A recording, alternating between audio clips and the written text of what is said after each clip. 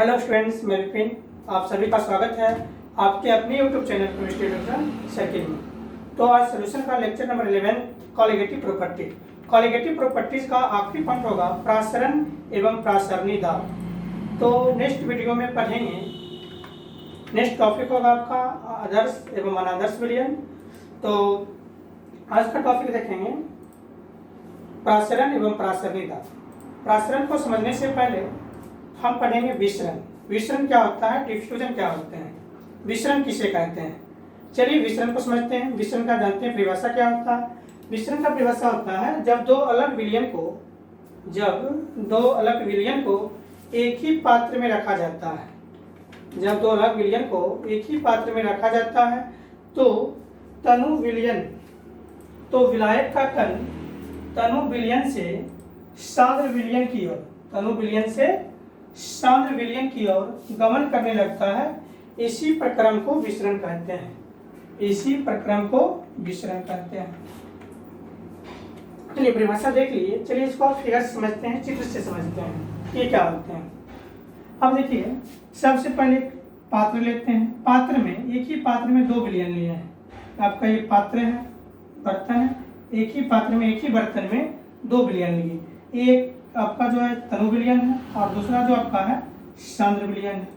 दोनों विलयन को एक ही पात्र में रखा गया है, तनु विलयन और सांद्र विलयन को। तो इसमें जो विलायक के कण जो होते हैं, तो विलायक का कण तनु विलयन से सांद्र विलयन की ओर गमन करता है। ये देखिए तनु विलयन है, इसका जो विलायक का कण होगा तनु विलयन से सांद्र विलयन की ओर गमन करते हैं। और इसी प्रक्रम को क्या कहते हैं, विसरण कहते हैं। चलिए आपको ये समझ में आ गया होगा विसरण।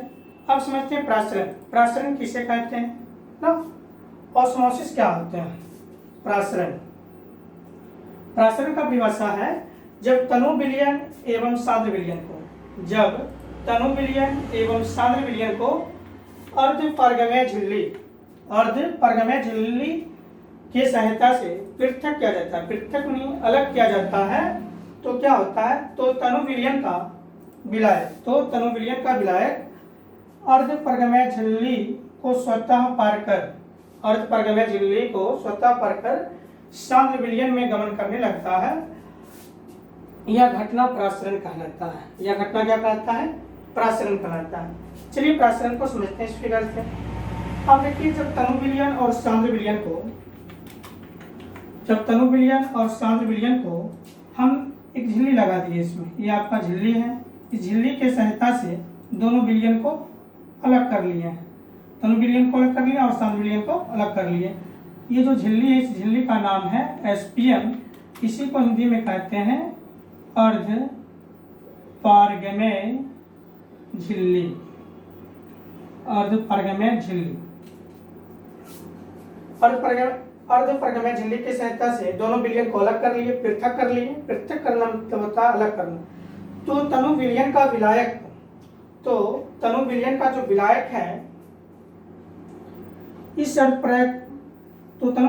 विलायक है, इस अर्धपरगमय झिल्ली को स्वतः पार कर सांद्र विलयन की ओर गमन करने लगता है। इससे क्या होता है, स्वतः पार करके सांद्र विलयन की ओर गमन करने लगता है। यही घटना क्या कहलाता है, प्रासरण कहलाता है। यही घटना क्या कहलाता है, प्रासरण कहलाता है। चलिए नेक्स्ट पॉइंट आपका होगा प्रासरणी दाब, ऑस्मोटिक प्रेशर। ऑस्मोटिक प्रेशर क्या है, प्रासरणी दाब क्या है। अब प्रासरणी दाब का परिभाषा होता है सांद्र विलयन पर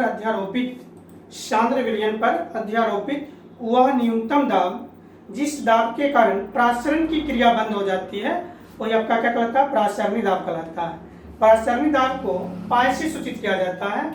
अब पाई बराबर फॉर्मूला होता है पाई बराबर CRT प्रासरणी दाब ज्ञात करने के लिए, जिसमें पाई होता है प्रासरणी दाब, C आपका सांद्रता होता, R होता आपका सार्वत्रिक स्थिरांक, जिसका इस R आपका कांस्टेंट है, सार्वत्रिक स्थिरांक कांस्टेंट है, जिस कांस्टेंट का वैल्यू होता है 0.0821 litre atom into kelvin inverse into mole inverse होता है।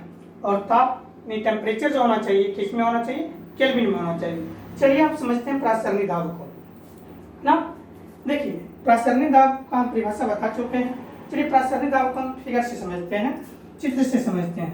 कहता है सांद्र विलयन पर अध्यारोपित हुआ न्यूनतम दाब। ये आपका सांद्र विलयन है। इस विलयन पर इतना दाब आरोपित करेंगे, इतना दाब लगाएंगे, इतना प्रेशर लगाया जाएगा, इतना प्रेशर को आरोपित करेंगे जिससे क्या होगा, प्रासरण की क्रिया बंद हो जाएगी। कहता क्या है, सांद्र विलयन पर अध्यारोपित हुआ न्यूनतम दाब ना, जिसके कारण प्रासरण की क्रिया बंद हो जाती है। हम सांद्र विलयन पर इतना दाब आरोपित करेंगे, ये जो प्रासरण की क्रिया जो हो रहा था, ये प्रासरण की क्रिया क्या होगा, इस पर दाब आरोपित करने से रुक जाएगा और यही घटना क्या कहलाता है, प्रासरणी दाब कहलाता है। प्रासरणी, इसी को प्रासरणी दाब कहते हैं। जस्ट आपने प्रासरणी दाब से प्रासरण को समझ चुके हैं। आई होप ये आपको ये समझ में आ गया होगा। चलिए अब होगा आपका प्रतिलोम प्रासरण, प्रतिलोम या व्युत्पन्न या उल्टा प्रासरण। रिवर्स ऑस्मोसिस क्या होता है, इसके बारे में चलिए जानते हैं। रिवर्स ऑस्मोसिस को आरओ से डिनोट किया जाता है, आर्च रिवर्स ऑस्मोसिस। प्रतिलोम प्रासरण या व्युत्पन्न प्रासरण या इसी को बोल सकते हैं उल्टा प्रासरण। जब ये तीनों नाम बराबर आते रहते हैं। या पूछेगा उल्टा प्रासरण किसे कहते हैं, प्रतिलोम प्रासरण किसे कहते हैं, या व्युत्पन्न प्रासरण किसे कहते हैं। तो चलिए सबसे पहले इसका डिफिनेशन जानते हैं। प्रतिलोम प्रासरण क्या होता है। कहता है यदि सांद्र विलयन पर अध्यारोपित दाब का मान प्रासरणी दाब से ना, जस्ट इससे पिछले पॉइंट में हमने पढ़ा है प्रासरणी दाब ना, प्रासरणी दाब से अधिक हो। यदि सांद्र विलयन पर अध्यारोपित दाब का मान, प्रासरणी में दाब में क्या करते थे, सांद्र विलयन पर अध्यारोपित दाब लगाते थे, अलग से प्रेशर लगाते थे। अलग प्रेशर लगाने से क्या होता था, प्रासरण की क्रिया बंद हो जाती थी। उसी को हम क्या बोलते थे, प्रासरणी दाब कहते थे। इसमें कहता है इसका डिफिनेशन, यदि सांद्र विलयन पर अध्यारोपित दाब का मान प्रासरणी दाब से अधिक हो तो प्रासरण की क्रिया, इससे जब अधिक होगा तो प्रासरण की क्रिया जो होगा, ऑस्मोसिस की जो क्रिया होगा वो विपरीत दिशा में आने लगती है, उसका दिशा चेंज हो जाता है। प्रासरण की क्रिया होता था तनु विलयन से सांद्र विलयन की ओर ना, तो जब उल्टा होगा तो सांद्र से तनु की ओर होने लगा ना, प्रासरण की क्रिया विपरीत दिशा में होने लगती है। इसे क्या कहते हैं, उल्टा प्रासरण, या इसी को बोलते हैं रिवर्स ऑस्मोसिस कहते हैं ना। चलिए आपको समझ में आ गया होगा। फिर चलते हैं आगे, उसी में देखे थे प्रासरणी दाब में एक झिल्ली के बारे में पढ़े थे, जिस झिल्ली का नाम था एसपीएम ना, सेमी परमेबल मेम्ब्रेन। तो अर्धपरगम्य झिल्ली क्या होती है, उसको हिंदी में कहते हैं अर्धपरगम्य झिल्ली ना। तो अब जानते हैं एसपीएम क्या होता है ना। एसपीएम का भी परिभाषा बता दिए हैं। वह झिल्ली जो खुद से होकर विलायक के कण को, जो खुद से होकर विलायक के कण को, विलायक के कण को विसरित होने देता है, उसे एसपीएम कहते हैं। अर्धपरगम्य झिल्ली कहते हैं। नहीं, अर्धपरगम्य झिल्ली वैसा झिल्ली है जो सिर्फ अपने से होकर सिर्फ विलायक के कण को ही विसरित होने देता है, विलायक के कण को नहीं, सिर्फ विलायक के कण को विसरित होने देगा, वो आपका क्या कहलाएगा, अर्धपरगम्य झिल्ली कहलाएगा। उसी को संक्षेप में बोलते हैं एसपीएम। चलिए आई होप आपको ये भी समझ में आ गया होगा। अब चलते हैं आगे की पॉइंट की ओर।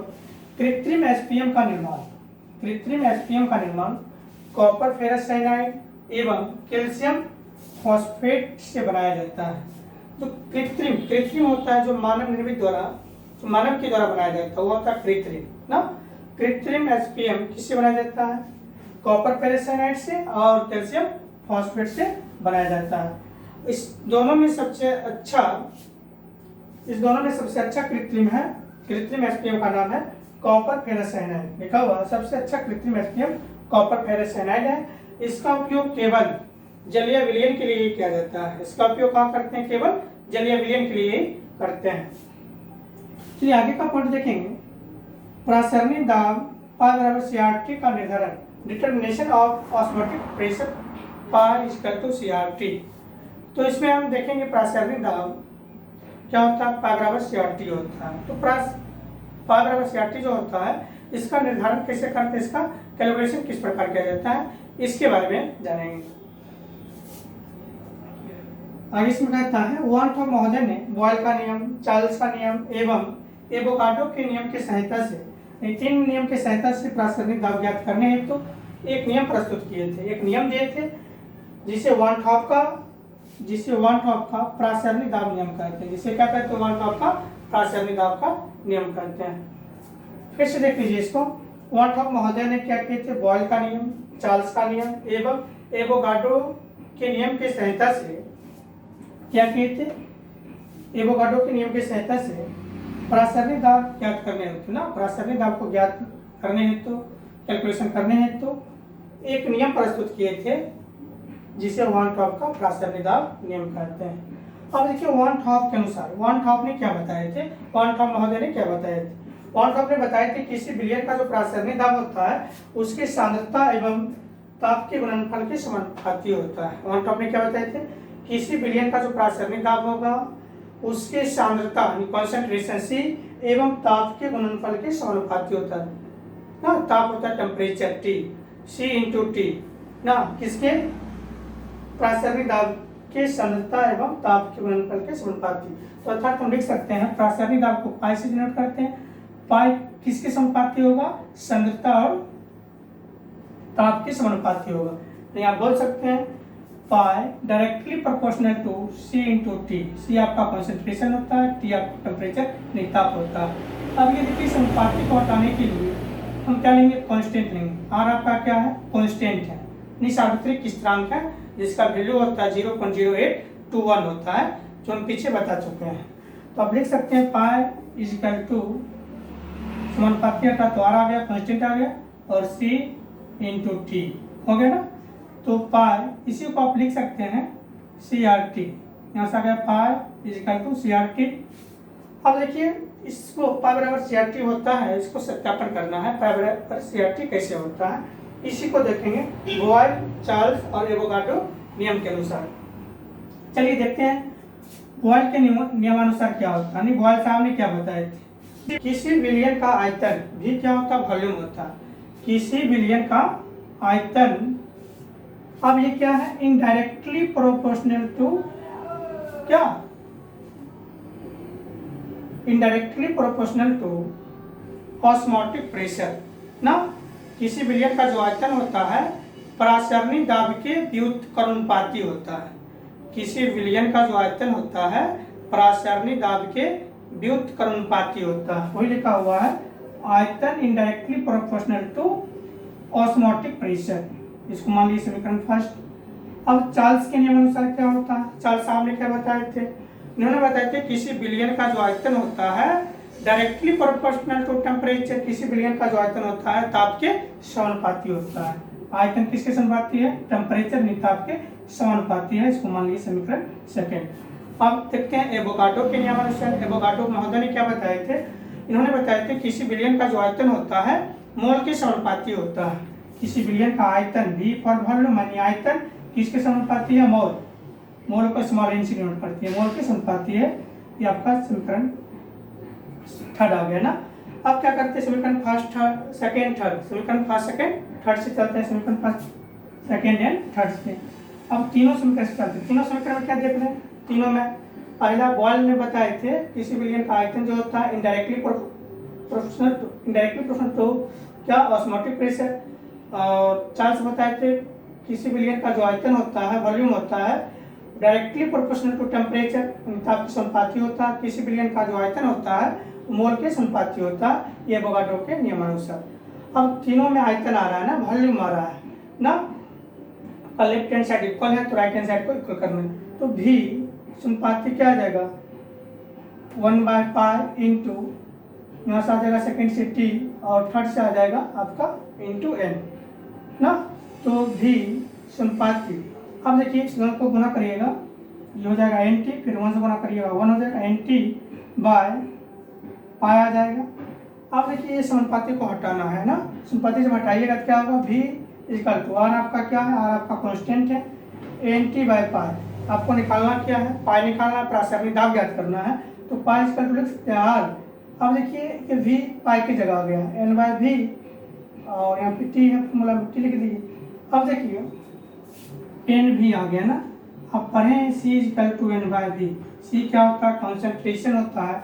सांद्रता निकालने के सूत्र बताए थे, विलय का मोल एन क्या होता है विलय का मोल, वी क्या होता है बिलियन का आयतन किसमें लीटर में, सांद्रता निकालने के लिए फॉर्मूला आता है। क्या एन बाय वी की जगह हम सी रख सकते हैं ना, सी रखिएगा तो पाई इक्वल टू आर, इसकी जगह सी फिर टी ना, इसी को लिख सकते हैं आर करके, पाई बराबर सी आर टी, ये आपका प्रूव्ड हुआ। ये ज्ञात हो गया प्रासरणीय दाब का निर्धारण, इस प्रकार आप कर सकते हैं। चलिए आगे देखते हैं कुछ न्यूमेरिकल क्वेश्चन, इसमें न्यूमेरिकल क्वेश्चन को किस प्रकार हम सॉल्व करेंगे, चलिए देखते हैं।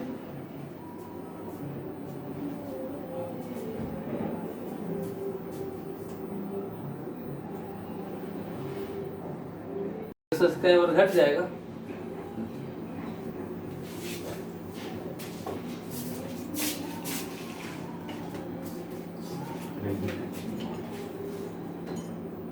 कौन है ना,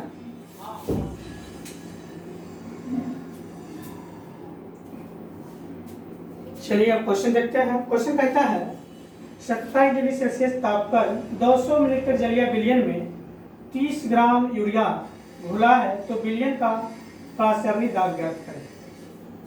देखिए क्वेश्चन को बनाने से पहले क्वेश्चन को एक बार नहीं, दो बार नहीं, तीन बार क्वेश्चन को पढ़िए और क्वेश्चन क्या कह रहा है ना, और क्या कार्य निकालने के लिए इसको देखिए, और जितना क्वेश्चन में दिया गया है गिवन है सारे बातों को लिखिए और क्या निकालने के लिए बोल रहा है वो नोट करें, क्वेश्चन आसानी पूर्वक बनेगा।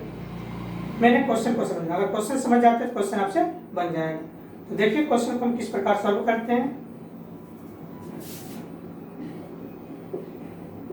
देखिए सबसे पहले पढ़ते हैं 27 डिग्री सेल्सियस ताप दिया है, प्रासरणीय दाब का रहा, प्रासरणीय दाब बराबर हम फार्मूला भी ज्ञात किए थे, पाई बराबर सी आर टी, जस्ट आपने देखा था। चलिए उसी सूत्र पर ये क्वेश्चन आपका बनेगा। तो सबसे पहले क्वेश्चन में दे दिया है ताप, ताप कितना है 27 डिग्री सेल्सियस। देखिए 27 डिग्री सेल्सियस ताप किस में है, सेल्सियस में। ताप होना चाहिए किस में, केल्विन में होना चाहिए। केल्विन में ले जाने के लिए हम इसमें 273 को ऐड करना पड़ता है, 273 ऐड करिए। जब 273 ऐड करिएगा तो ये हो जाएगा आपका 300 केल्विन ना। आपने एक सूत्र पढ़ा होगा केल्विन बराबर, केल्विन निकालने के लिए डिग्री सेल्सियस में 273 को ऐड किया जाता है, किसमें परिवर्तित होता है, केल्विन में परिवर्तित हो जाता है। तो 27 डिग्री सेल्सियस दिया है ताप ना, ताप में क्या किया हम 273 को ऐड कर दिए, किस में आ गया, केल्विन में। कितना केल्विन हो गया, 300 केल्विन हो गया ना। अब देखिए 200 मिलीलीटर क्या है, जलीय विलयन, 200 मिलीलीटर जलीय विलयन में 30 ग्राम यूरिया घुला हुआ। ये 200 मिलीलीटर क्या है आपका जलीय विलयन है और इसमें 30 ग्राम यूरिया घुला हुआ है। अब देखिए विलयन दे दिया है ना 200 मिलीलीटर विलयन, तो V का मान दिया हुआ, V का मान 200 मिलीलीटर और 200 मिलीलीटर में 30 ग्राम यूरिया घुला रहे हैं, तो X विलय का भार आपका हो गया 30 ग्राम। जो विलय का भार तो दे दिया है, यूरिया विलय है ना, इसका भार दिया हुआ है 30 ग्राम। यूरिया का क्या निकालेंगे, आणविक भार, molecular weight, molecular weight urea का निकालिएगा, ये आपका हो जाएगा 60 ग्राम। तो विलयन का प्रासरणीय दाब ज्ञात करें, तो यहाँ पे पाई का मान ज्ञात करना, पाई इक्वल टू वाट। तो पाई बराबर, पाई निकालना है, पाई इक्वल टू वाट ना, सूत्र से चलिए। सूत्र होता है पाई इक्वल टू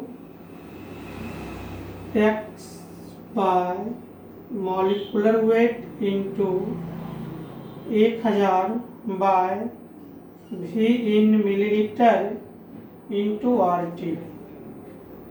तो पाई इक्वल टू लिखिएगा, x का वैल्यू दे दिया है 30 ग्राम, 30 मॉलिक्यूलर वेट 60 है, 1000 बाय V का वैल्यू कितना, V का मान दे दिया है 200 मिलीलीटर इंटू R का वैल्यू 0.0821 इंटू T का मान दिया हुआ है कितना 300 केल्विन। इस सारे मानों को सॉल्व करिए तो आपका आंसर आ जाएगा। देखिए ये पॉइंट उड़ेगा, यहाँ पे कितना जीरो आ जाएगा, 4 जीरो आ जाएगा।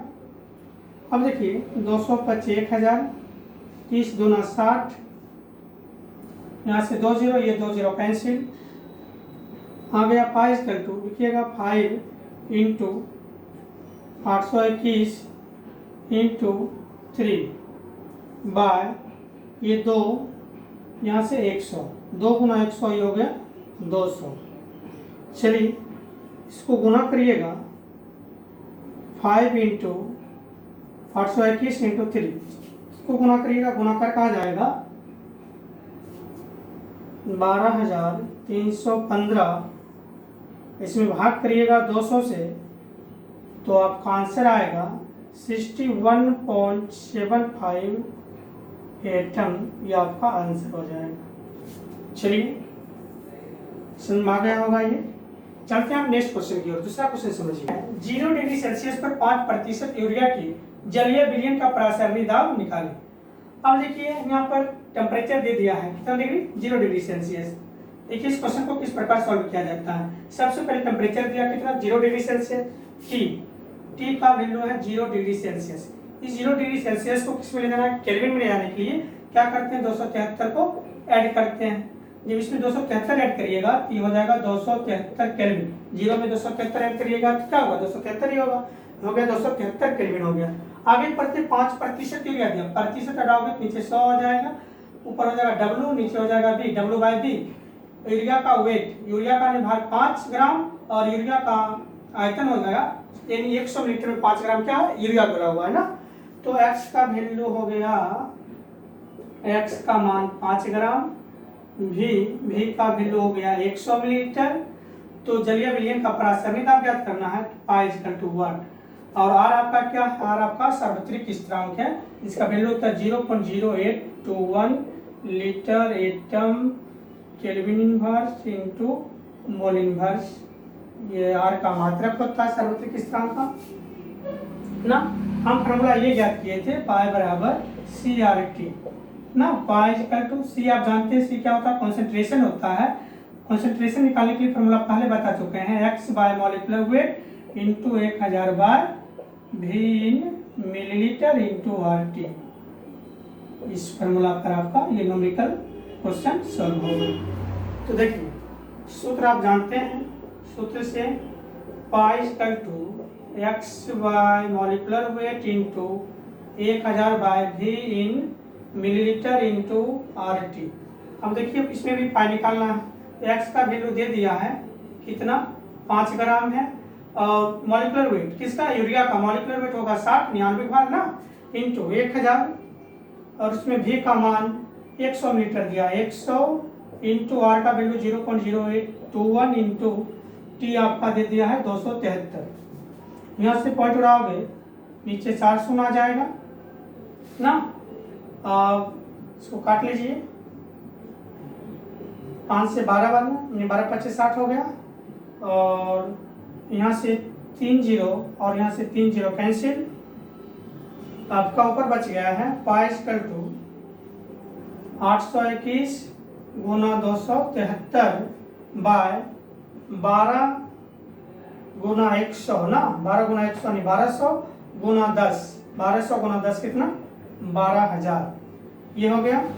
ऊपर गुना करिएगा, गुना कर का आपका आंसर, ऊपर गुना करिएगा तो गुना कर का आएगा कितना, 2,24,133। और इसमें भाग करना है 12,000 से, 12,000 से भाग कर दिए तो आंसर हो जाएगा 18.67 एटम। एटम क्यों, क्यों प्रासरणीय दाब का मात्रक होता है। ये आपका आंसर हो गया। आई होप ये आपको समझ में आ गया होगा। अब चलते हैं फिर नेक्स्ट टॉपिक की ओर। फिर नेक्स्ट टॉपिक होगा आपका समप्रासरीय विलयन, अर्धप्रासरीय विलयन या अतिप्रासरीय विलयन क्या होता है।